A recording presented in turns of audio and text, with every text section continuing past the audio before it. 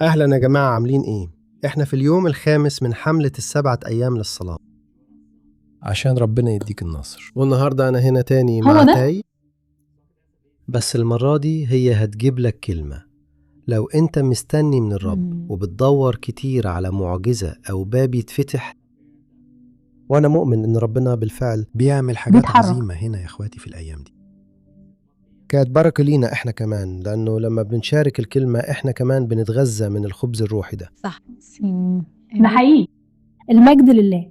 فأنا مؤمنة إن لو أنت هنا معانا في الحملة دي يبقى أنت بتدوري على نصرة، صح؟ أنت عايزة معجزة، حاجة أنت بتدعي ليها بقالك كتير ولسه يمكن ما حصلتش. وده اللي أنا عايزة أشاركه معاكم النهاردة. موسى إحنا عارفين قصته لما كان في الصحراء مع الشعب هناك، قد إيه قعد في الصحراء وربنا كان بيوجه موسى وهو هناك.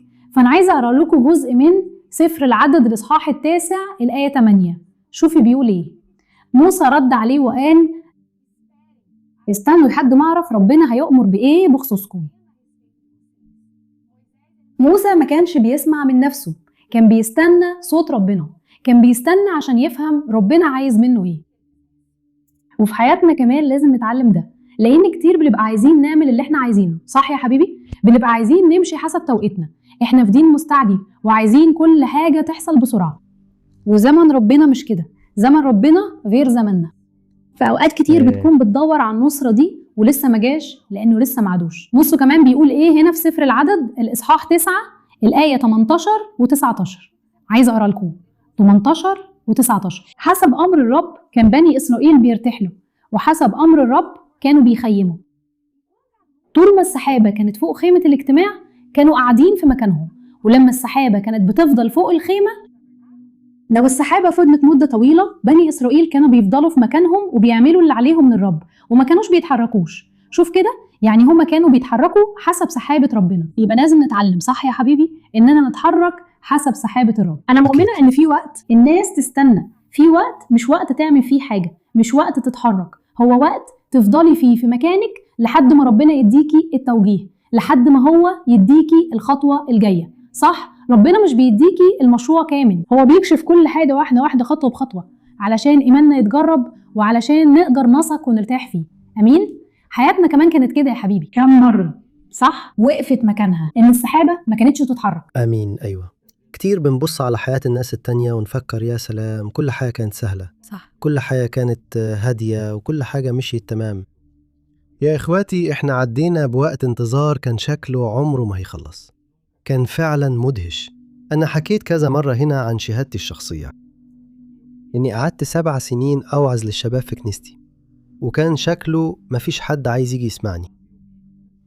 ده شيء مثير للاهتمام، صح؟ لأن في كتير من الأحيان الحاجة اللي إحنا بنواجه فيها صعوبة أكتر النهاردة، والحاجة اللي شكلها متقفلة أكتر، هي بالظبط الحاجة اللي ربنا عايز يعملها. لأني كنت فاكر إن الموضوع عمره ما هيتحل. حاجة مدهشة فعلا. كنت أول ما خلص الوعظة كنت عايز أرمي الميكروفون وما تكلمش تاني قدام حد، لأني كنت بموت من الخجل. مفيش حد كان عايز يسمعني. أوقات كان بيجي 3 شباب أو 5، وأوقات 10، وأوقات ما كانش بيجي حد خالص. ساعات كانت تيس بس هي اللي موجودة. يعني باختصار الموضوع مش سهل يا إخواتي. وقت الانتظار ده يا قد إيه هو صعب. وكمان في المقطع ده هنا بيقول إن أوقات السحابة كانت بتفضل من بعد الظهر لحد الصبح بدري التالي، وأوقات كانت بتستمر شهور أو حتى سنة. أيوة يا إخواتي، النهاردة إحنا عارفين بنبص للسماء وبنشوف السحاب بيتحرك، صح. بس السحابة المعينة دي اللي كانت بتحمي الناس من الحر، صح؟ من الشمس الحارقة في الصحراء. السحابة دي كانت واقفة مكانها. تخيل كل يوم نفس السحابة في نفس المكان. كده برضو الحياة مع ربنا، وإحنا لازم نعرف الوقت الصح بالظبط. إحنا مش بنفهم كل حاجة. ليه ربنا بيتأخر كده؟ ليه بياخد وقت؟ فاكر لما مارتا وماريا بعتوا حد بسرعة يبلغ يسوع عنها؟ أخوهم كان عيان؟ أيوة. يسوع اتأخر في نظر الناس، ولما وصل كان مات بقاله 4 أيام.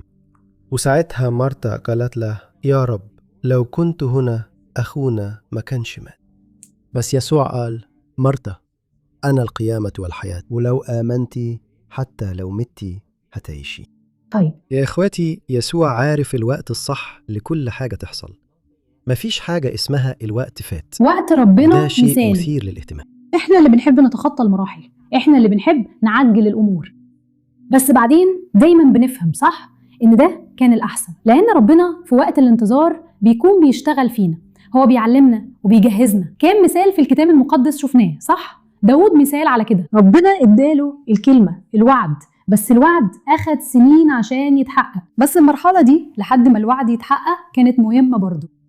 لازم نمر بالمرحلة دي، لازم نعيش وقت الانتظار كمان، صح يا حبيبي؟ أيوة. وفي حاجة تانية مهمة بخصوص مارتا. هي قالت يا رب لو كنت هنا، يعني لو كانت حضرتك معانا، لو كنت موجود هنا ما كانش أي من ده حصل. بس نفس مارتا دي من شوية قبل كده لما كان يسوع في بيتها ما اهتمتش بوجوده زي ما كان المفروض. هي ببساطة فضلت تهتم بالبيت وكانت متوترة جدا، مش كده؟ وساعتها يسوع نبهها، مارتا مارتا، انت مشغولة وقلقانة على حاجات كتير، مع ان اهم حاجة هي انك تكوني عند رجليا. واختك ماريا هي اللي بتعمل كده، هي اختارت النصيب الصالح. احيانا يعني في ناس لازم يمروا بفترة صعبة طويلة،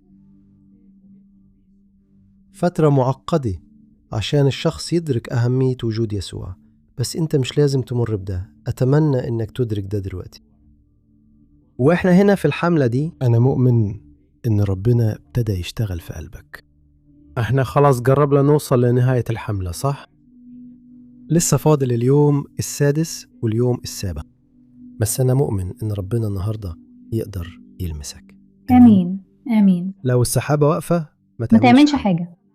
ده الرسالة اللي حسينا اننا لازم نشاركها معاكم صح؟ لان كتير بنبقى عايزين النصر صح؟ بنبقى متلهفين ان النصر يحصل ويوصل، بس الرب بيقول يا ابني مش وقته، استنى انا هديك النصر، انا اله النصر، انا عايزه اباركك، انا عايزه اخلي حياتك تزدهر، انا عايزه افيض بمعجزات عليكم، بس لازم تستنى وقت الرب اللي دايما هو احسن وقت.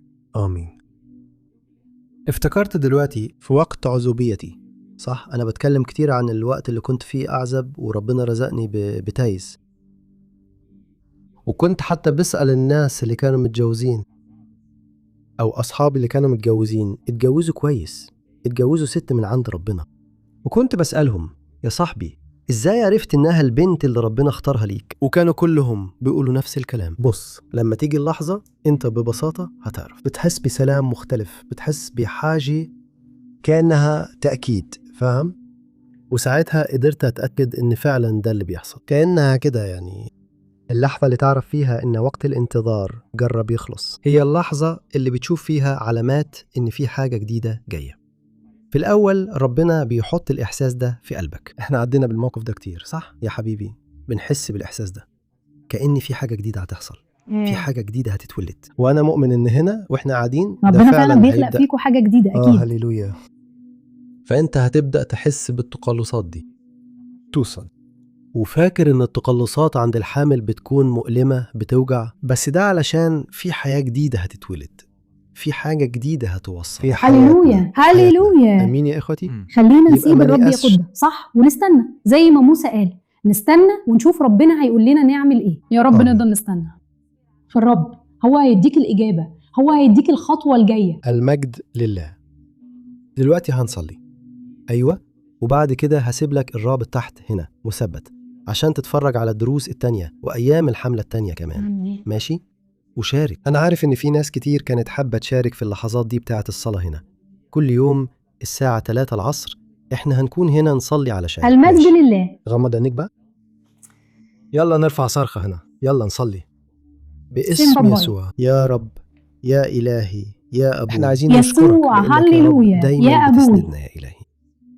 قد ايه حلو اننا نكون في رعاية الرب. كلمتك رائع. بتقول ان الرب يا بياخدنا رب، للصحراء هللويا، علشان يا يعلن أب. محبتك لينا.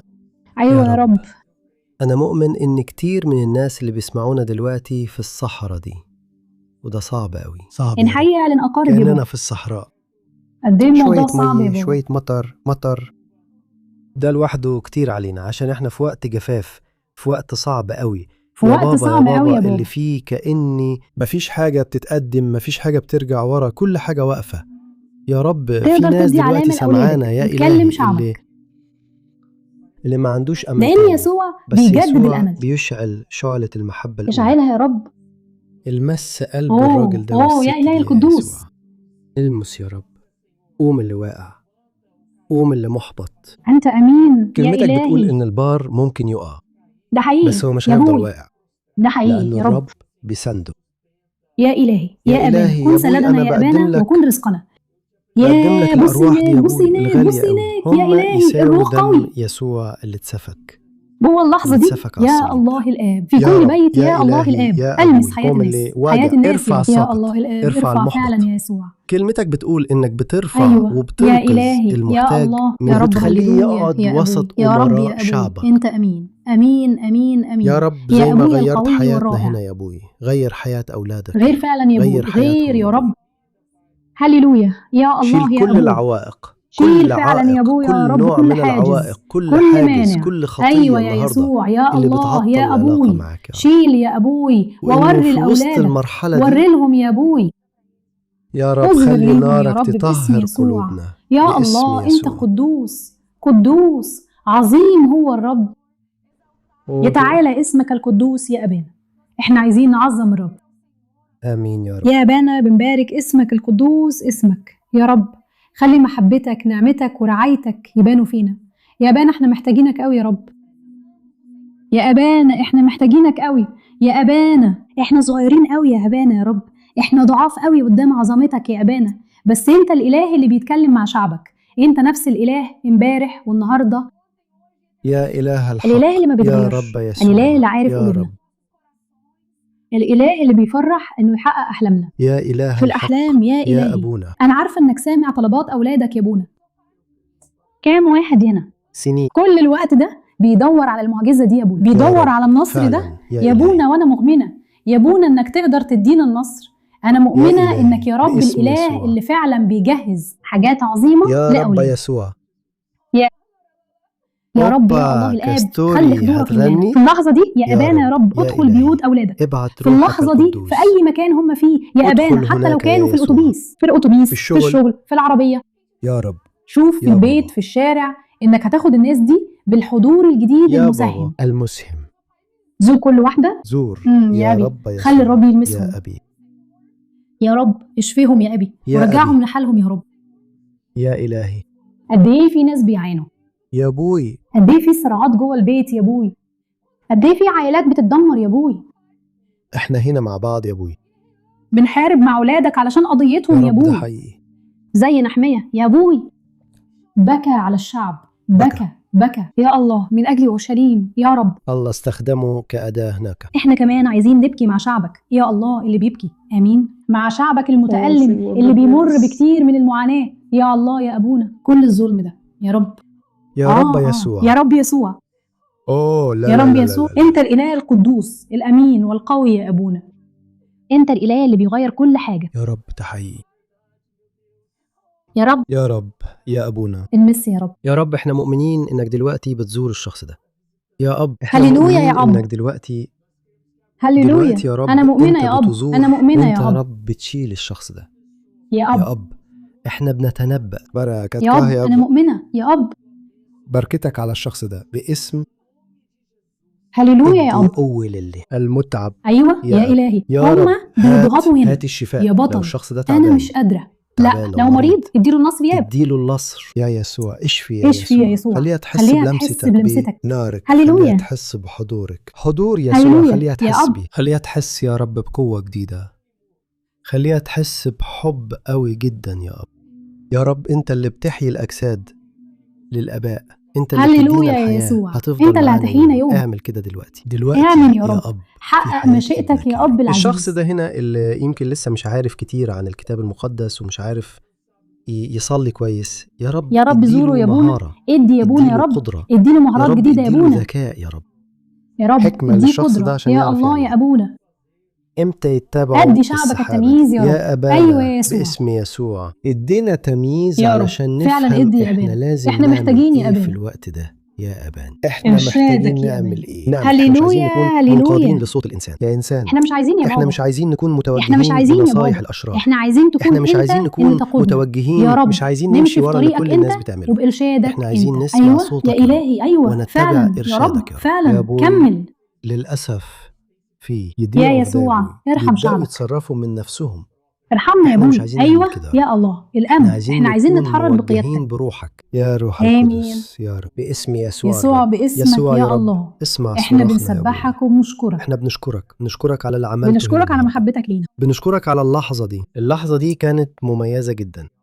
كم هللويا واحد تأثر. اتباركوا يا رب هللويا يا وابتداء يسوع. بينا، فعلا واحنا يا أب، بنشكرك لأن ده فعلا كان شكرا يا توجيه يسوع. منك يا رب، من عندك يا رب يا أب. يا أب الحملة دي ايوه يا يسوع، ويكون اسمك مجيد، ده يتعظم حقيقي اسمك يا يوم ابوي. ورا يوم. يتعالى مش اسمك احنا اللي نتعظم، القدوس يا ابوي. مش احنا اللي ناخد المجد يا ابوي، لكن يكون ليك انت، يا ابوي يكون كل حاجه ليك ليك، انت كل حاجه يا رب. ليك يا كل رب، حاجة كل حاجه للرب ليك، يا ابوي، وكل حاجه باسم جايه يسوع، منك. ماشي، باسم هللويا يسوع. يا ابوي، باسم احنا يسوع. بنصلي امين يا وبنشكرك. ابوي، آمين. امين. المجد لله يا اخوتي.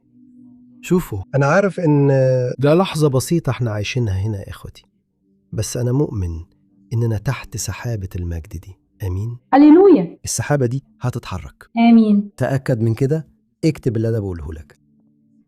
لو كنت متوكل على ربنا، لو كنت كده وقلبك ثابت فيه يوم ورا يوم، بتتأمل في الكلمة وبتصلي وبتطلب من ربنا إجابة، حتى لو كنت آخر واحد، يسوع بيقول هتكون الأول.